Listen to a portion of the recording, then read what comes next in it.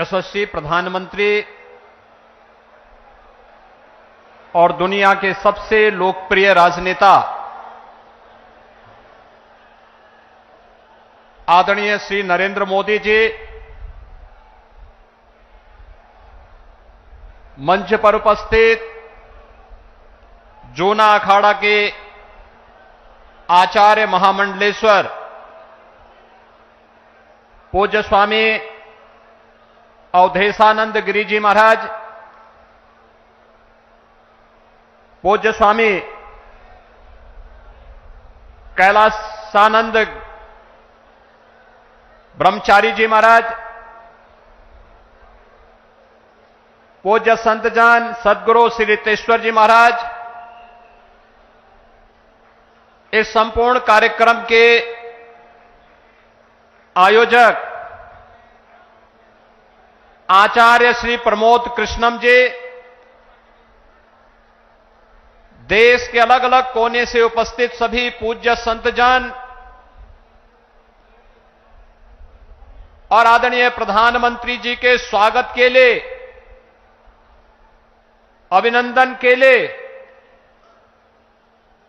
संभल, अमरोहा, मुरादाबाद और आसपास के जनपदों से सभी उपस्थित बहनों और भाइयों, आज आदरणीय प्रधानमंत्री जी का भगवान विष्णु के 200वें अवतार की जो ये भावी भूमि होने जा रही है, संभल जनपद में आगमन हुआ है। इस अवसर पर आदरणीय प्रधानमंत्री जी का मैं उत्तर प्रदेश वासियों की ओर से हृदय से स्वागत करता हूं, अभिनंदन करता हूं।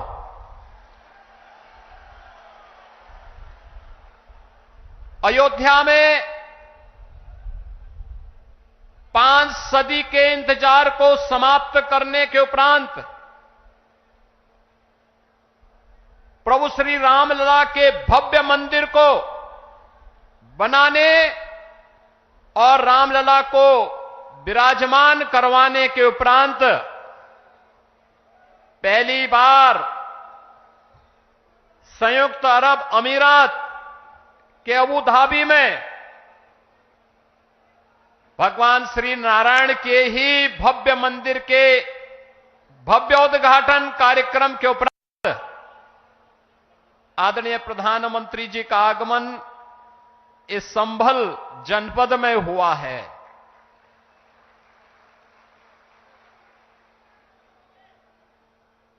बहनों और भाइयों, हम सबको इस बारे में देखना होगा। पिछले 10 वर्षों में हमने एक भारत का दर्शन किया है, एक नया भारत है, जिस नए भारत में हर नागरिक को सुरक्षा भी है और राष्ट्र को समृद्धि के नए सोपान तक पहुंचाने का संकल्प भी है। जिस नए भारत में युवाओं की आजीविका की व्यवस्था भी है, तो भारत की आस्था का सम्मान भी है। आस्था का सम्मान किस रूप में? काशी में काशी विश्वनाथ धाम, अयोध्या धाम में रामलला का पुनः विराजमान होना, केदारपुरी और बद्रीनाथ धाम का पुनरुद्धार का कार्य संपन्न होना, महाकाल में महालोक की स्थापना होना, ये वह नए भारत की तस्वीर है, जिस नए भारत में हर युवा की आजीविका की गारंटी भी है और आपकी आस्था की भी गारंटी है। यही मोदी की गारंटी है। भाइयों बहनों, ये आस्था का सम्मान जिन लोगों ने आस्था के साथ लगातार खिलवाड़ किया, वे न आजीविका ही दे पाए और न भारत की आस्था को ही सम्मान दे पाए। आज तो भारत की विरासत भी सम्मानित होती है वैश्विक मंच पर। जब योग को वैश्विक मान्यता मिलती है और 21 जून की तिथि को दुनिया के लगभग 200 देश एक साथ जब भारत के अंदर किसी एक स्थान पर प्रधानमंत्री मोदी जी के नेतृत्व में करोड़ों भारतीय योग की इस विधा के साथ जुड़ते हैं, तो दुनिया के 200 से अधिक देश भी भारत की ऋषि परंपरा के इस प्रसाद के साथ जुड़ते हैं। कुंभ का आयोजन यूनेस्को के द्वारा मानव सांस्कृतिक धरोहर के रूप में से मान्यता देना हो, या फिर अबू धाबी में भी किसी हिंदू मंदिर का होना जो कभी कल्पना थी, आज वह साकार हो रही है। यही नहीं, भारत के अंदर जो पहले असंभव था, आज वो संभव हुआ है, आज मुमकिन हुआ है। और क्योंकि आपके पास एक यशस्वी नेतृत्व है जो भारत को समझता भी है, भारत को यशस्वी नेतृत्व भी देने की क्षमता रखता है, और वह यशस्वी नेतृत्व वैश्विक मंच पर भी पूरी मजबूती के साथ भारत के गौरव और भारत के सम्मान बढ़ाता है। और ये हम सब इस बात के लिए गौरवान्वित महसूस करते हैं जब प्रधानमंत्री मोदी जी का सम्मान दुनिया के मंच पर होता है। पूरी दुनिया उन्हें आशा भरी निगाहों से देख रही है। जिसके लिए भारत भारत कहलाता था, आज आजादी के बाद पहली बार 140 करोड़ की आबादी इस चीज को महसूस कर रहा है। आज सीमाएं सुरक्षित हुई हैं, तो भारत के अंदर भी हर तबके का व्यक्ति अपने आप को सुरक्षित महसूस करता है। ये संबल क्षेत्र हम सब जानते हैं, यहां पर खेती किसानी के साथ ही इस पूरे क्षेत्र के विकास को लेकर के यहां की कारीगरी और हस्तशिल्प को भी प्रधानमंत्री मोदी जी ने आगे बढ़ाने का काम किया। पीएम विश्वकर्मा योजना के माध्यम से जो पहले यहां पर तकनीक नहीं थी, आज कॉमन फैसिलिटेशन सेंटर बना करके संभल जनपद के अंदर भी बटन बनाने की परंपरागत व्यवस्था को नई तकनीक के साथ जोड़ करके वन डिस्ट्रिक्ट वन प्रोडक्ट और पीएम विश्वकर्मा के माध्यम से आज वह भी वैश्विक मंच पर चीन को प्रतिस्पर्धा दे रहा है। मुरादाबाद का ब्रास का आइटम हो या अमरोहा का ढोलक, यह एक नई पहचान के साथ आगे बढ़ रहा है।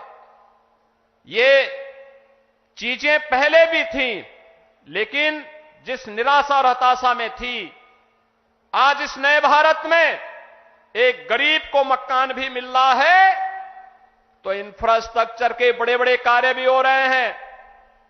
संभल जनपद में गंगा एक्सप्रेसवे पूरी मजबूती के साथ बन रहा है और यहां पर औद्योगिक क्लस्टर भी विकसित होने जा रहा है। आने वाले समय में संभल से प्रयागराज की दूरी, और 2025 में जब प्रयागराज कुंभ होगा, हमारा प्रयास होगा, उस समय डबल इंजन सरकार का प्रयास है कि उस समय प्रयागराज में गंगा एक्सप्रेसवे से पश्चिमी उत्तर प्रदेश और देश के अन्य भागों के लोग प्रयागराज पहुंचे। प्रयागराज की दूरी को न्यूनतम करने की दिशा में यह एक नया प्रयास प्रारंभ हो रहा है, और गंगा एक्सप्रेसवे इसके लिए आपके लिए तैयार होने जा रही है। ये जो कुछ भी हो पा रहा है, चाहे वह अच्छा इंफ्रास्ट्रक्चर का हो, चाहे वह मुरादाबाद का बहुत शीघ्र प्रारंभ होने वाला एयरपोर्ट का हो, चाहे वह हस्तशिल्पी और कारीगरों के सम्मान का हो, चाहे वह नौजवानों के रोजगार का हो, और चाहे किसानों के आमदनी को कई गुना बढ़ा करके उनके जीवन में परिवर्तन करने का हो, ये सभी कार्य ये नए भारत की एक नई पहचान बन रहे हैं और ये संभव हुआ है आदरणीय प्रधानमंत्री जी के यशस्वी नेतृत्व के कारण।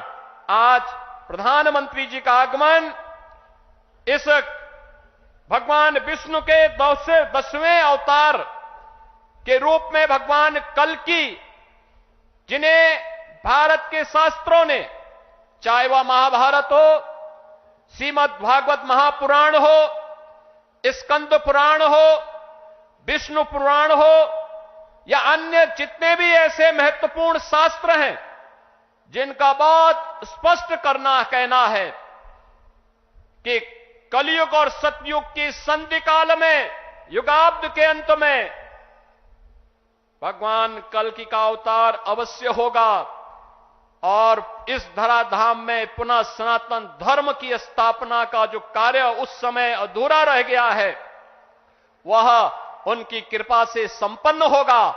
तो ये मान करके चलिए कि अयोध्या धाम में रामलला के विराजमान होने के बाद प्रधानमंत्री जी ने जो शुरुआत की है यह वहां से उसकी शुरुआत है और यह होकर के रहेगा। आज आदरणीय प्रधानमंत्री जी शिला रखने के लिए स्वयं इस कल्कि धाम के इस आयोजन में यहां पर उपस्थित हुए हैं। मैं आप सभी श्रद्धालुजनों से, प्रदेशवासियों की ओर से आदरणीय प्रधानमंत्री जी का संबल जनपद की इस धरती पर हृदय से स्वागत करता हूं, अभिनंदन करता हूं। धन्यवाद। जय जय श्री राम।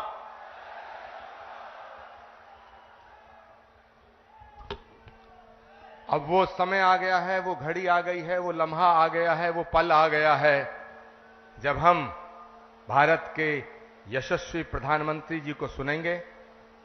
और हम लाखों की संख्या में यहाँ इकट्ठे हैं, लेकिन पूरी दुनिया के करोड़ों लोग जो सनातन के प्रेमी हैं, जो भारत के प्रेमी हैं, वो सब सुनना चाहते हैं कि भारत के प्रधानमंत्री जी श्री कल्कि धाम की पावन धरती से आज क्या बोलेंगे। मैं आप सबसे हाथ जोड़ के निवेदन करना चाहता हूं, सभी संत वृंदों से, तमाम जनता से, सभी भक्तों से, सारे लोगों से कि एक बार खड़े होकर के भारत के यशस्वी प्रधानमंत्री जी का स्वागत करें। सभी अपने अपने स्थान पर खड़े होंगे और मैं आमंत्रित कर रहा हूं सनातन धर्म के ध्वजवाहक, विश्व बंधुत्व का एक ऐसा हस्ताक्षर जो इस भारत के नहीं विश्व के मानसिक पटल पर युग युगांतक तक अंकित रहेगा। भारत के यशस्वी प्रधानमंत्री आदरणीय नरेंद्र मोदी जी, जोरदार तालियों से स्वागत। तालियां बजती रहे, जोरदार तालियों से स्वागत, अभिनंदन, वंदन, नमन।